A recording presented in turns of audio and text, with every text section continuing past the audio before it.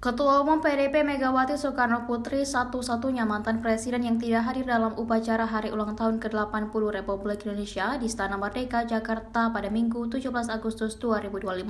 Sedangkan Presiden ke-6 Republik Indonesia Susilo Bambang Yudhoyono atau SBY dan Presiden ke-7 Republik Indonesia Joko Widodo terlihat hadir bersama beberapa mantan wakil presiden mulai dari Tri Sutrisno Budono hingga Yusuf Kala.